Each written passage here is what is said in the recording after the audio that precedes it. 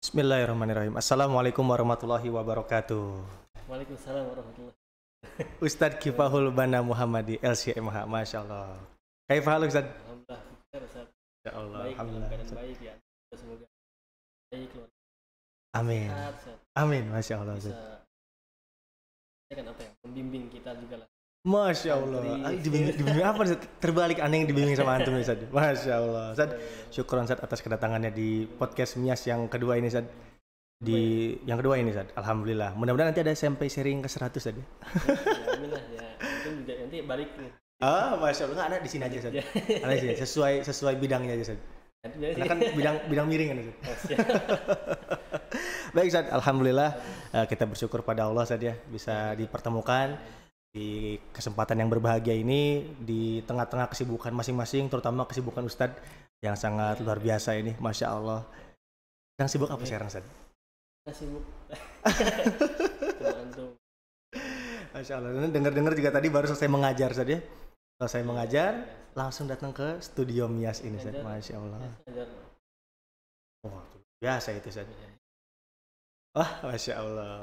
Ustaz, ngomong-ngomong tentang belajar dan mengajar Ustaz. Kita akan berbicara ya, mengenai hal yang kemarin sempat panas, Ustaz. Sempat ramai. Tapi ya sekarang nampaknya sudah lumayan agak dingin. Itu tentang kekerasan di pondok Ustaz. Nah, harapannya dengan kita berbicara tentang kekerasan di pondok yang kemarin terjadi itu, jangan sampai peristiwa yang kemarin membuat kita kapok memasukkan anak ke pondok gitu Ustaz. Karena terjadi Ustaz, kita dapati mungkin lebih dari satu ya, bukan cuma satu dua orang tua yang tadinya berniat ingin memasukkan anak ke pondok Ustaz.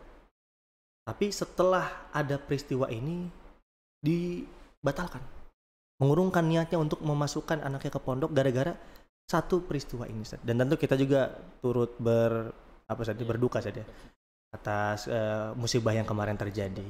Nah itu Ustaz, jadi supaya kita mudah-mudahan bisa mematahkan stigma negatif ini Ustaz ya, menghilangkan kesan yang buruk tentang pondok pesantren.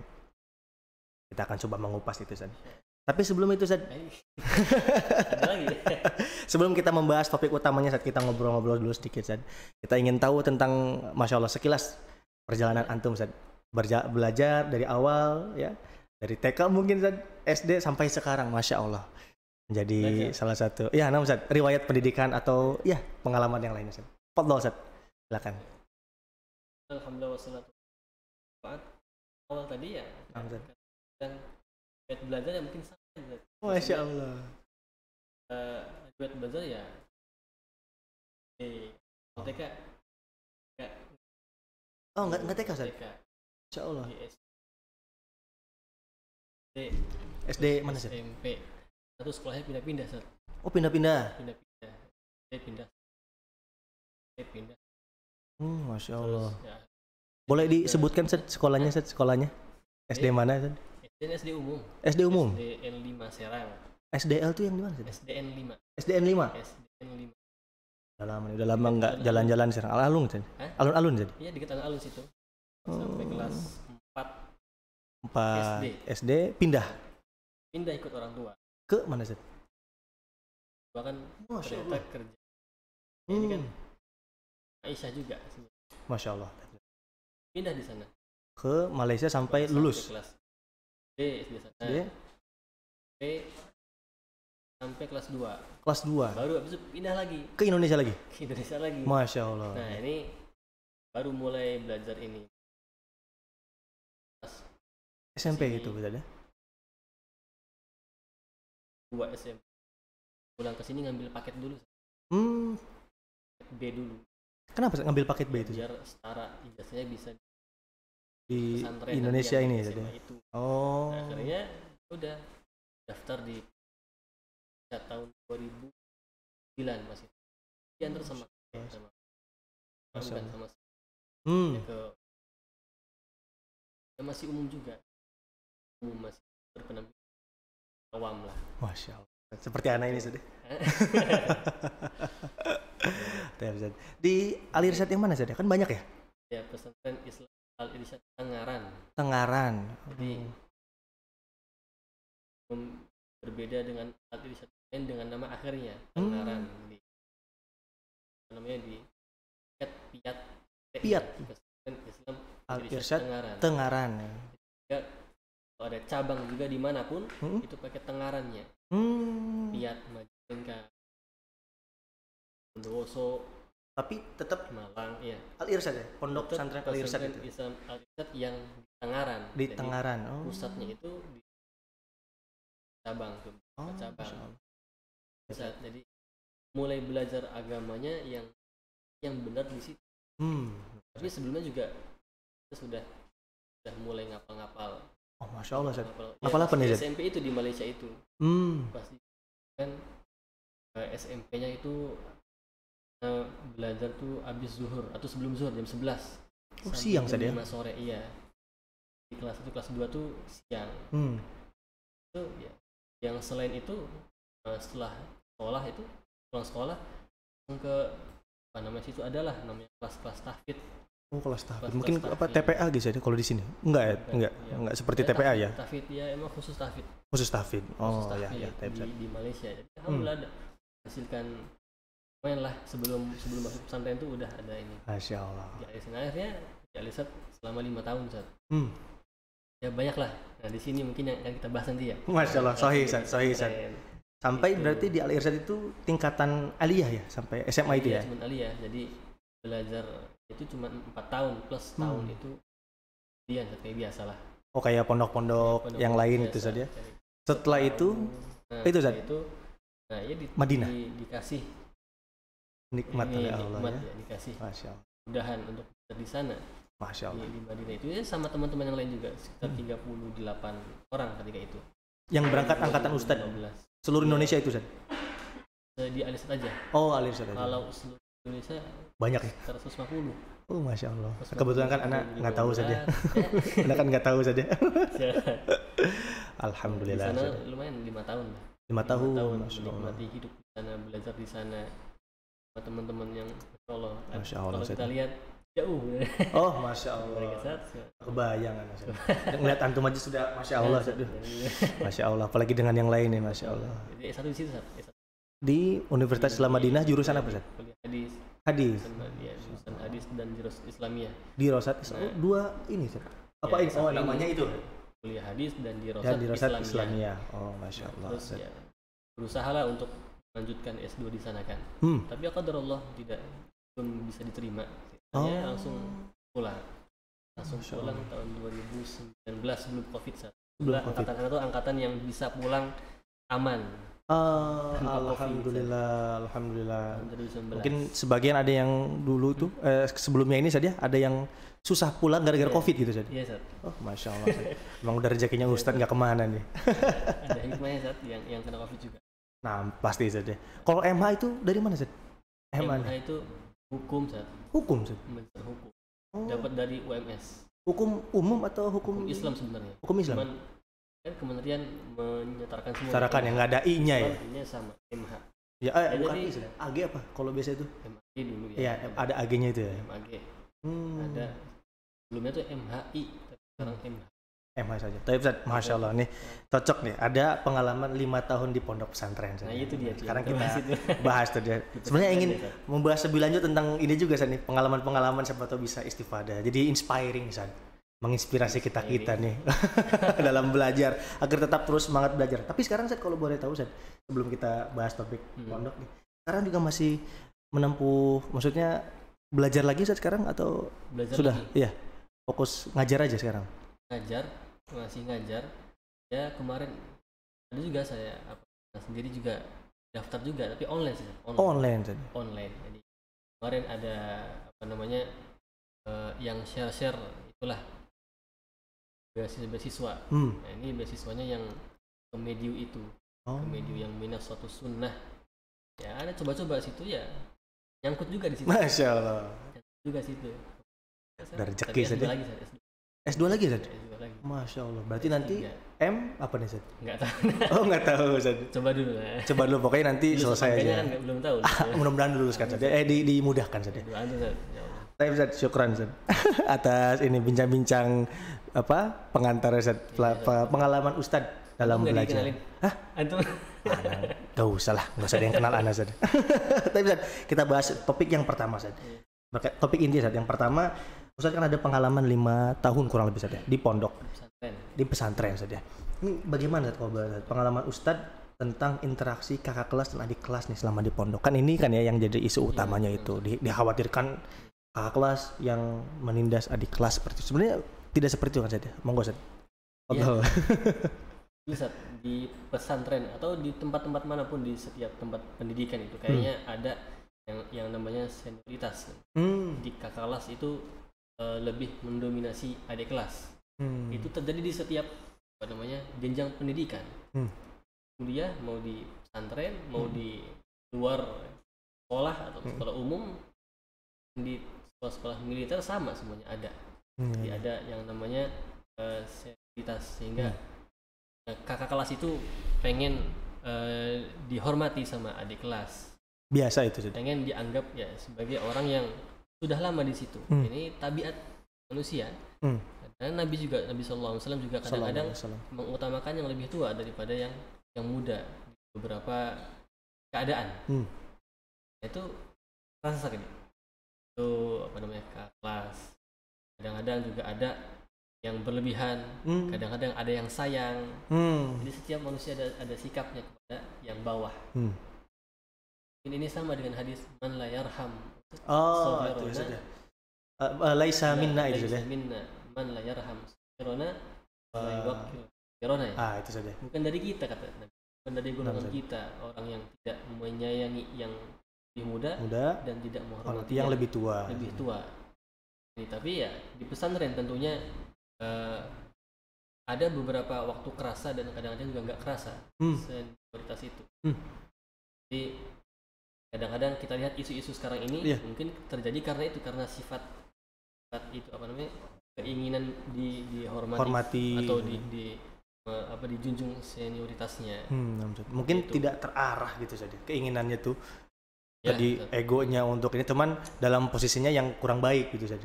Ingin dihormatinya. Betul Ustaz. Di kelas sama adik kelas itu kadang-kadang ada spasi, ada gap antara mereka. Tapi ada juga santri-santri yang bisa mendekati para seniornya dengan baik. Karena tadi sikap senior kepada bawahannya juga baik. Itu. Jadi kita lihat dari arti senioritas itu apa artinya? Saja. Anda juga kurang tahu nih. Jadi sepertinya sesuatu yang senioritas itu gimana ya? Ketika seseorang tuh lebih berpengalaman ya, lebih lama berada di tempat itu, jadi disebut senioritas. Itu saja. Nah, bahkan dalam ilmu agama juga ada yang namanya akabir wal asogir. Sorry, benar. Riwayatul akabir anil asogir, riwayat senioritas pada yang junior senior pada junior ada juga. Jadi junior mengambil riwayat dari yang senior, dan sebaliknya juga ada senior meriwayatkan dari yang junior. Karena tadi senior dalam masalah ilmunya. Lebih itu dulu gitu saja. Itu bukan hanya dalam pengalaman saja, tapi dalam ilmu juga ada. Jadi walaupun dia kecil umurnya, usianya, tapi dia senior dalam hal ilmu. Jadi ini disebut di hadis yang pernah kita pelajari dulu. Itu mungkin kakak kelas sama adik kelas. Tapi jadi ada juga yang pembulian, ada juga yang sayang, ada juga mungkin yang memanfaatkan adik kelas. Ada. Tapi mungkin ini yang jarang kesorot saja. Maksudnya kadang-kadang kan kalau bicara senioritas kakak kelas adik kelas ada hal-hal yang ditakutkan, padahal ada hal-hal baik yang diambil atau terjadi di antara senior dan junior saja. Mungkin banyak yang juniornya diajarin ngaji sama seniornya seperti itu saja. Ini yang mungkin jarang dilihat gitu ya. Jarang dilihat. Kemudian juga atau yang lainnya saja diajarkan kemandirian oleh kakak kelasnya, diajarin nyuci gitu. Mungkin ada masih ingat satu dua kakak kelasnya yang baik ke Ustadz mungkin. Ada saja? Banyak. Masya Allah. Sebenarnya lebih banyak daripada yang jeleknya, Ustadz. Masya Allah. Kan ini yang kelas yang kita terinspirasi dengannya, dengan suara azannya. Masya Allah. Dengan suara imamnya. Imam bagus kan suara bacaannya, terus dia juara prestasi. Kita adik kelas itu terinspirasi. Sehingga nanti kita yang junior ini yang akan menjadi senior akan mencoba untuk menginspirasi adik kelas kita. Berikutnya lagi. Nah, ketika ini nih efek yang diberikan senior ke junior itu bagus. Betul Ustaz. Berbeda kalau misalnya ya tadi kekerasan, ya. Hukuman, kadang-kadang dihukuman Ustaz. Iya, betul. Nah, ini juga betul Ustaz, masalah hukuman ya. Mungkin akan kita singgung juga nanti saja. Tapi kan yang jelas itu tadi saja. Ketika diarahkan dengan baik dan juga poin-poinnya atau sesuatu yang disampaikannya itu baik oleh kakak kelasnya, itu justru akan terus jadi asar yang panjang juga saja. Gitu, Masya Allah. Enak, malah amal jariah saja. Amal jariah betul Ustaz. Nah, tapi Ustaz, berkaitan dengan ini hukuman tadi saja. Kadang dari sini mungkin yang sering terjadi, bahkan kan ada organisasi kadang saja di pondok itu. Nah, ini kan seniornya nih yang jadi petugas atau pengurusnya. Ini kadang dalam menindak santrinya, terutama yang juniornya mungkin di sini ya. Ya, betul, yang menjadi perhatian gitu. Atau nanti dari sini yang melahirkan sifat atau perasaan ingin balas dendam ya. Ketika misalkan di luar adik kelasnya ada yang kurang sopan, kurang terarah, ketika nanti buat kesalahan, tunggu nih. Mungkin seperti itu saja. Nah, sebenarnya bagaimana Ustaz nih tentang punishment sendiri sebenarnya dalam Islam tuh bagaimana nih? Hukuman itu memang itu sebuah tabiat dalam kehidupan. Kayaknya di setiap apapun butuh yang namanya hukuman supaya mendisiplinkan. Rem, batas buat buat orang tidak melampaui batas. Ya kan? Setiap tempat itu pasti akan ada hukuman.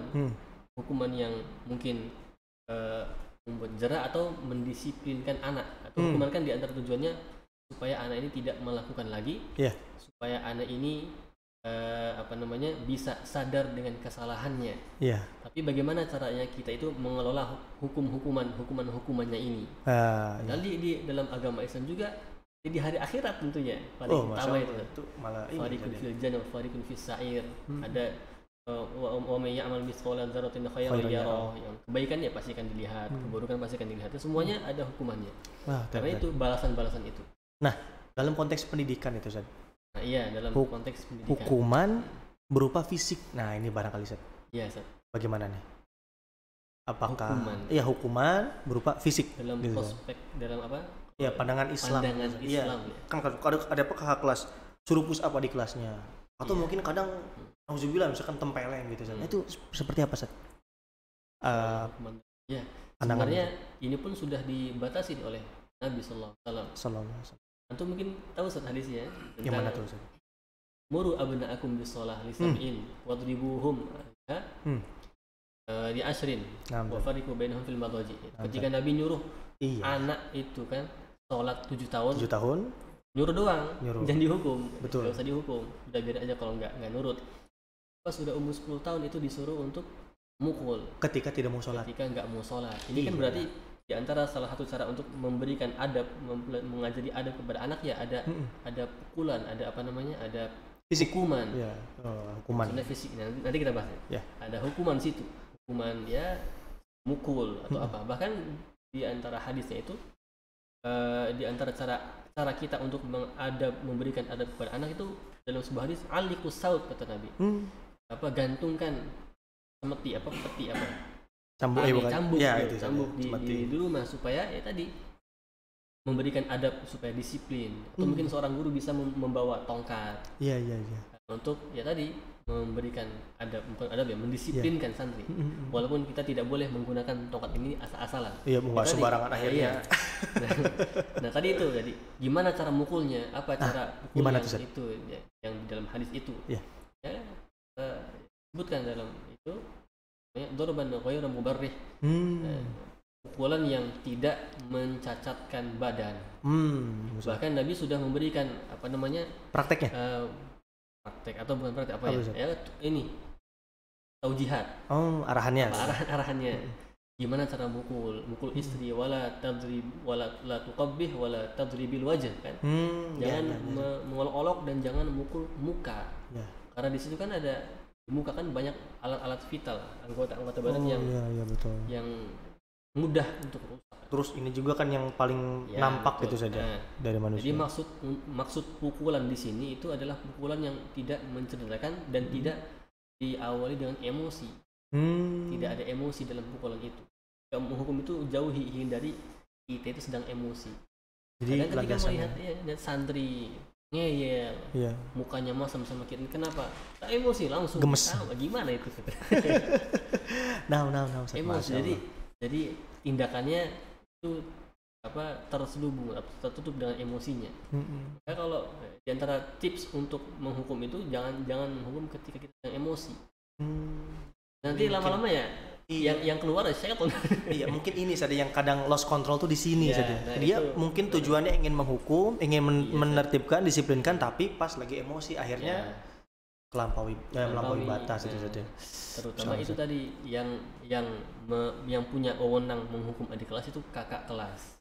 Yang mungkin kurang diperhatikan atau mungkin belum jelas tata cara menghukumnya atau mungkin karena tadi emosi tadi. Masya Allah. Sehingga ada step lagi nih, ada mudabir, namanya mudabir, musyrif apa ya, pengelola ya, organisasi itu dengan mungkin para musyrif itunya, seksi kisem amennya, keamanan ya atau bahasa belum ada belum terpantau dengan baik.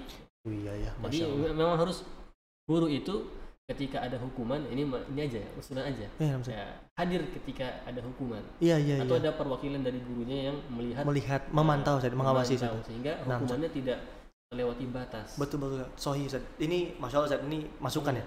Kadang-kadang kan kita dari pengurus pendidik atau guru kadang-kadang ketika menyiapkan organisasi atau santri mengurus organisasi ini kadang tidak sampai ke aspek tadi itu Ustaz. Bagaimana cara mengikutnya juga, padahal itu penting saja. Itu selain tadi betul juga Ustaz harus diawasi juga tadi. Kalau menghukum ini batasan-batasannya. Jangan pas lagi emosi. Jangan sampai melukai, jangan di wajah dan lain-lain.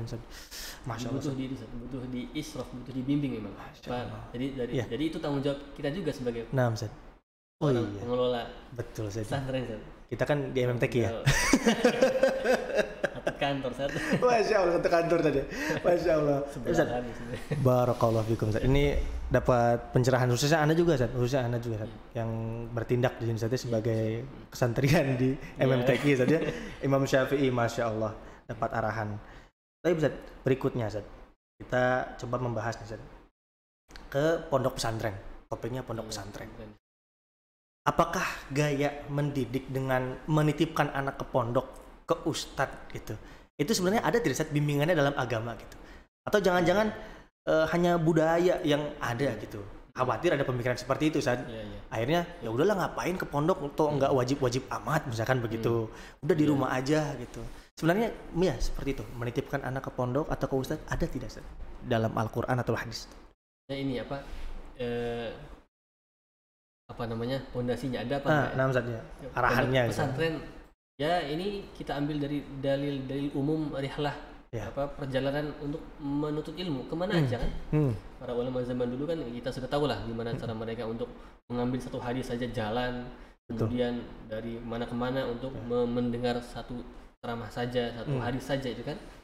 Sudah ada sebenarnya. Itu pondasi utamanya, itu rihlah dalam thalabul ilmi, dalam ilmu. Dan ini juga sebenarnya pondok pesantren ini termasuk seperti itu. Jadi banyak yang dari luar kota itu kan masuk ke pesantren untuk belajar. Tapi untuk masalah caranya pondok pesantren ini maksudnya dengan dengan pengawasan yang lebih lama, lebih kuat, lebih ketat kan. Itu sepertinya Anda pernah baca itu Ustaz? Gimana Ustaz? Jadi nggak baca dikit-dikit aja. Oh Masya Allah, banyak juga nggak baca. Memang diawali dengan itu tadi, diawali dengan mungkin dari Sunan Gresik yang membuat suatu pondok di suatu tempat untuk penginapan supaya orang-orang yang belajar sama Sunan Giri ini ya fokus di situ. Jadi dimulai dari situ. Ini yang baca tadi. Masya Allah. Jurnal. Jadi memang kalau pondok pesantren yang seperti ini memang itu dari orang-orang kita. Untuk motivasi untuk belajar, untuk rihlahnya memang dari agama Islam sudah ada contoh dari para kesana itu sudah man salah katorikon. Iya betul itu. Itu juga masuk ada. Atau ini Ustaz, kira-kira Anda teringat aja nih Ustaz, tiba-tiba Ustaz. Kalau konsepnya seperti ketika Imran menitipkan Maryam ke Nabi itu masuk Ustaz di Ali Imran. itu ya Nabi termasuk itu. Jadi menitipkan seorang anak kepada orang yang dipercaya untuk belajar. Nah, ya sama seperti Imam Syafi'i rahimahullah taala ketika minta izin ke ibunya supaya belajar di suatu kota. Ahmad bin Hanbal ketika keluarganya bapaknya udah pulang haji, Ahmad bin Hanbal masih menetap di kota Mekah atau Madinah untuk belajar. Jadi ya sudah ada sebenarnya. Cuma tinggal dikemas lagi sama orang kita. Bentuknya tempat pondok itu kemudian ya. Jadi situ nanti akan ada banyak manfaatnya. Sana ada. Tentunya nanti akan ada setiap pondok itu akan ada kiai yang menjadi figur. Masya Allah. Dia akan menjadi contoh bagi guru yang lain, bagi santri-santri, bagi wali santri, bagi semua orang yang ada keterkaitan sama pesantren. Jadi sehingga karena kiai ini yang menyebarkan meluaskan ilmunya itu hingga bermanfaat bagi orang lain, lebih bermanfaat, lebih bisa belajar kesehariannya malah. Betul Ustaz, sahih Ustaz. Karena memang yang paling penting juga adab saja. Selain pengetahuan, maklumat dalam arti itu saja. Ketika hanya sebatas di kelas lalu pulang tidak ada figur, tidak ada contoh, tidak ada arahan juga kurang matang begitu saja. Ketimbang langsung melihat bagaimana figurnya, adabnya, bahkan diarahkan di pondok itu ya. Di asal-asalnya gitu kalau pondok. Tapi memang itu hanya tadi antum bilang tuh di antara kelebihan pesantren dari lain itu. Langsung bisa diamalkan, langsung bisa diarahkan ketika sudah mendapat ilmu di kelas atau gimana, langsung diarahkan sama gurunya. Jadi ini kelebihan pesantren. Masya Allah. Ada yang memantau dari Pak Kiai, ngasih taujihat, ngasih wasiat, dapat ilmu langsung diamalkan. Itu betul-betul memang di antara sistem yang bagus ini. Betul ketika mau mencetak sebuah generasi, kita nggak bisa kita pungkiri saat pesantren itu sudah mencetak orang-orang yang bisa membetulkan sebuah lingkungan masyarakat. Ini sudah memberikan dampak yang besar positif, ke masyarakat umum. Walaupun kita tidak ada yang belum, yang tidak. Betul Ustaz. Dan ini juga Ustaz, mungkin yang suka ini tuh Ustaz, kemandirian itu Ustaz mungkin sangat penting apalagi di zaman sekarang ya. Mungkin tadi anak zaman sekarang kan banyaknya bergaulnya dengan gadget gitu Ustaz. Ketika tidak banyak sosialisasi seperti di pondok, di asrama itu mempengaruhi juga Ustaz mentalitasnya Ustaz. Sulit ya, betul. Mentalnya gitu. Ustaz, Masya Allah, barakallahu fikum. Ini banyak sekali faedah yang didapat Ustaz dari Ustaz Kifan. Ustaz, kita bahas ke permasalahan berikutnya Ustaz. Mungkin tadi sudah disinggung sedikit, tapi kita tanyakan lagi lah tentang manfaat besar. Mungkin Ustaz Kifan punya tambahan lagi. Apa itu manfaat pesantren? Belajar di pondok Ustaz. Oh, manfaat besar belajar di pondok. Pesantren. Iya, di pesantren. Sudah disebutkan sebenarnya tadi. Ya, boleh ditambah-tambah lagi Ustaz. yang kita rasakan. Itu pernah nanti kan Ustaz? Iya, pernah sih Ustaz. Pernah sih. Pernah nyantri. Iya, di antaranya tadi kita punya satu sosok yang dijadikan sebagai figur utama kita dalam melewati rintangan hidup. Kalau misalnya kita ada masalah, oh iya dulu Ustadz ini kan ngajarin ini, Ustadz ini kan dulu kan seperti ini. Jadi ada bayangan, oh seperti ini, jadi kita harus menyikapi. Beda kalau misalnya ngajarin, tapi nggak pernah kita ngelihat yang ngajarin kita tuh mengamalkannya. Itu lebih kurang. Iya. Dampak itu kerasa itu beda sih. Bahkan ketika kita mau ngajarin orang tuh kayaknya lebih ngefek kita ngajarin langsung dilihatin daripada kita A B C D. Sama seperti ngajarin akhlak. Kita harus zuhud, kita harus ini baik pada orang gitu. Kalau ngomong ya bisa. Iya, tapi praktek. Iya, Masya Allah, benar-benar. Dan lebih membekas ke santri ketika melihat gurunya itu langsung mengamalkannya. Nempel. Ya banyak mungkin kita punya ingatan memori kita kepada para asatidzah yang gimana cara jalannya gimana. Para masyayikh gimana. Punya masyayikh yang terlalu tunduk, Masya Allah. Pernah mengeraskan suaranya. Banyak lah pokoknya. Antum kalau pasti misalnya, di sana saja di Madinah melihat langsung saja bagian masyayikh saja. Iya, Masya Allah. Ada yang udah tua tapi semangat. Kekurangan fisik tapi semangat. Kita yang muda terlambat terus.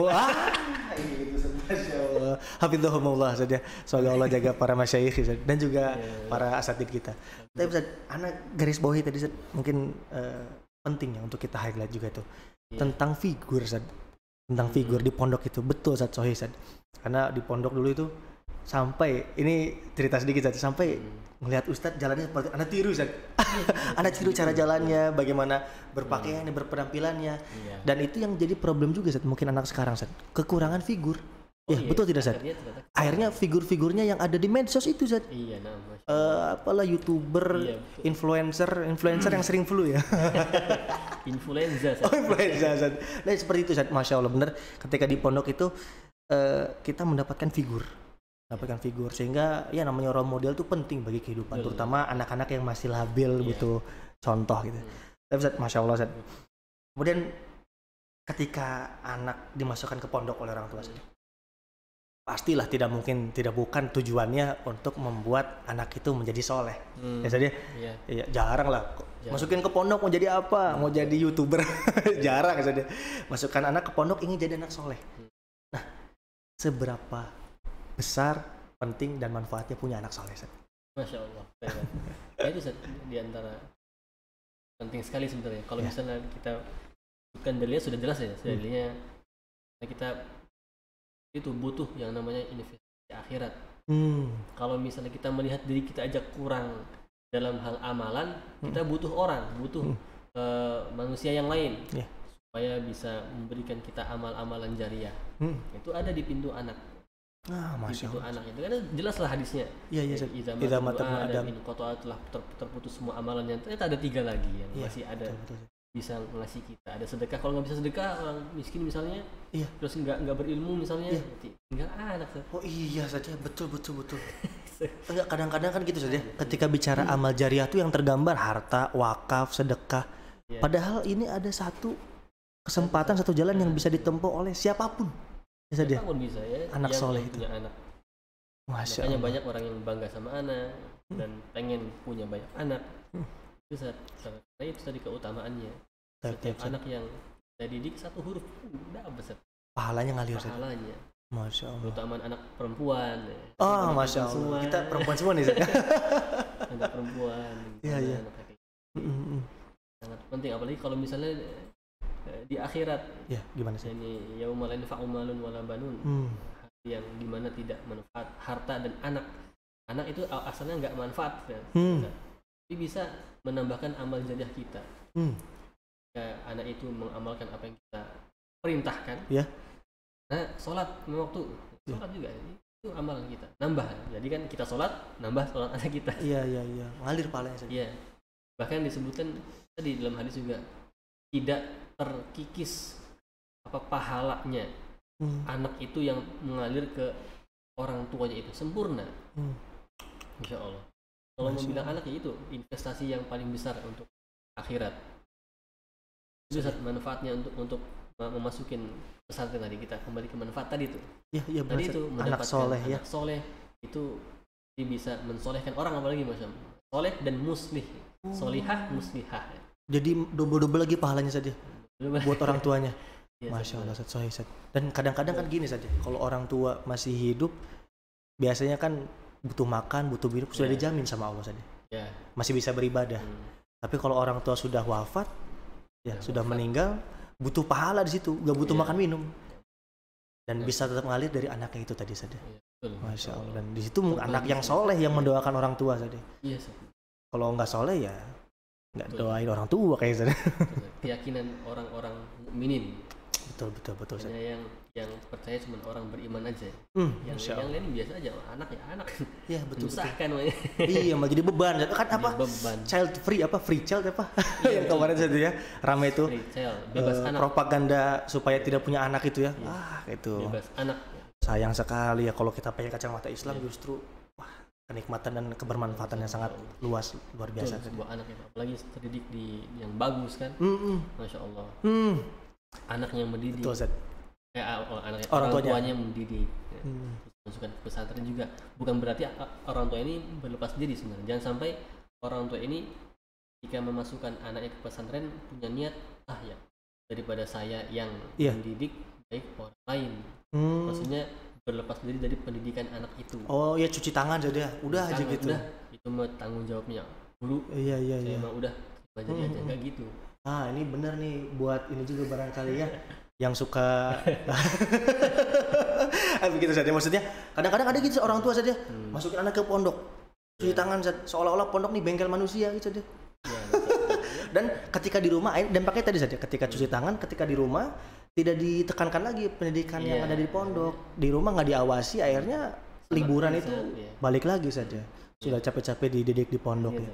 Jadi harus ada jalinan saja. Ada jalinan, jadi keselarasan. Wali santri juga kalau misalnya anak di pesantren kan bisa juga. Masya Allah. Punya andil dalam mendidik, pon, kabar, motivasi ketika pon jenguk, gitu kan. Motivasi dan lain-lain apa atau membantu pesantrennya. Iya betul Ustaz. Jadi jangan jadi wali santri yang pengen apa anaknya doang yang baik, tapi dia pengen itu pesantrennya juga baik. Iya. Jadi wali santri yang punya rasa kepemilikan untuk pesantren.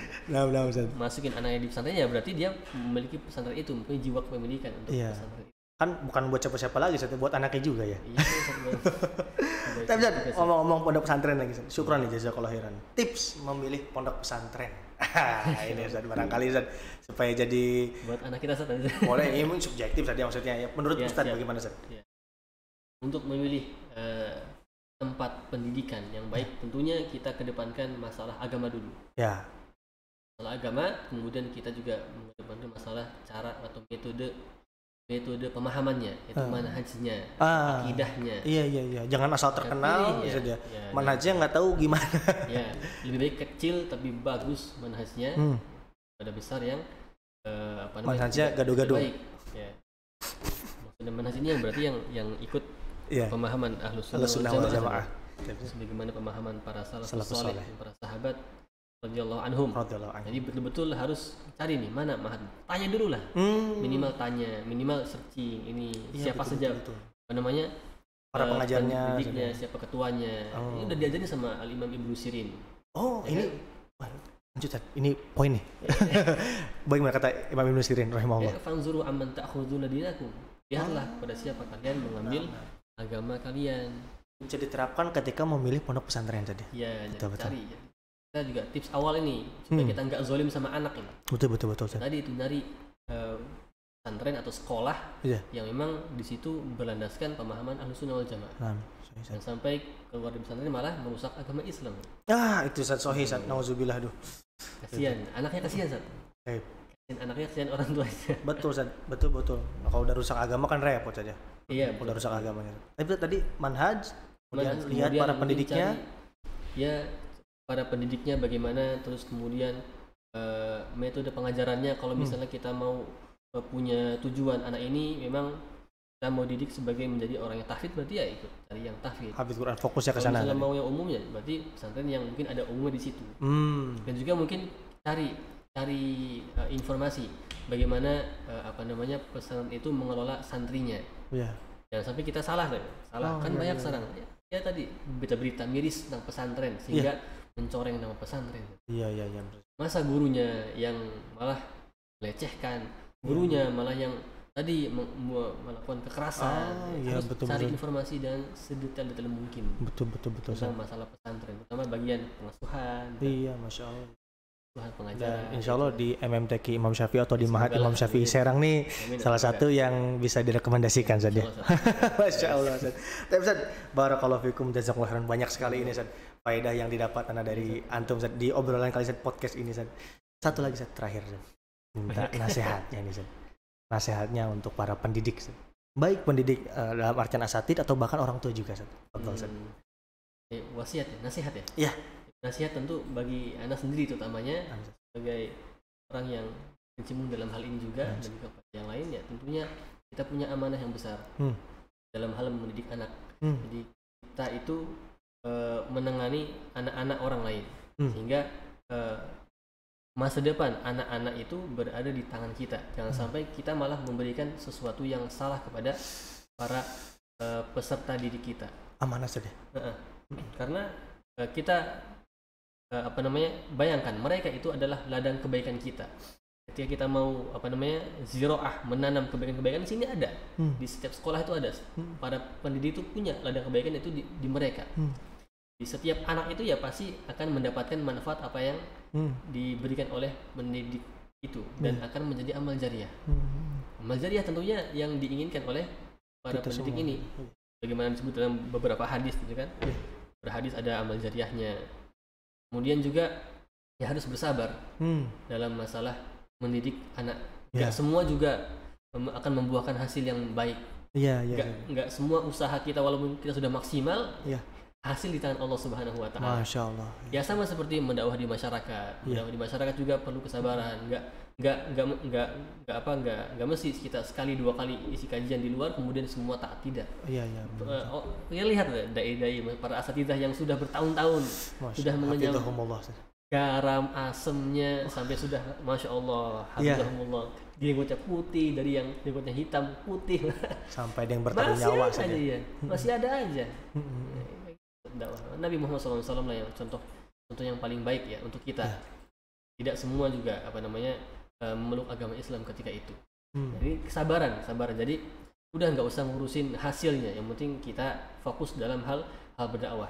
Terus juga jangan sampai kita punya rasa tersaingi ketika dalam ranah dakwah ini. Jangan sampai kita merasakan bahwasanya usaha kita itu usaha yang paling hebat lah. Saya udah seperti ini, saya udah seperti itu.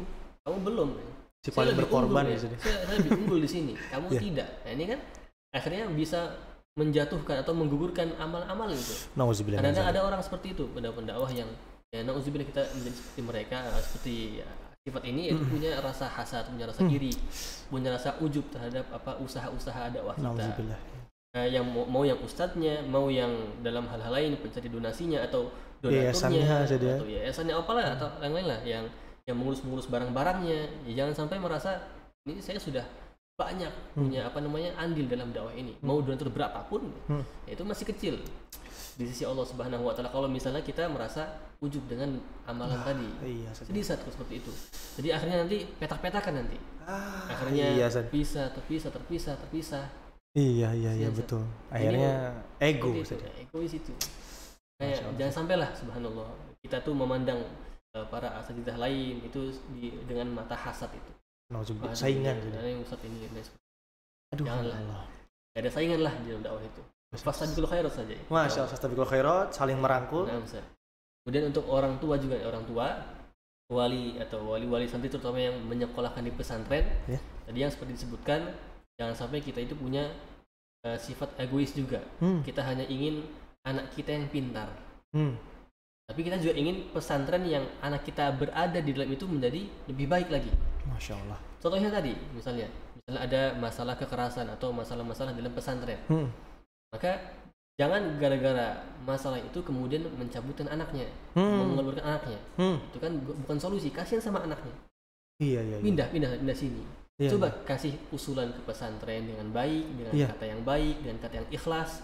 Usulan karena Allah Subhanahu Wa Taala insyaallah usulan itu nanti kalau bisa dilakukan dan pas akan menjadi amal jariah juga.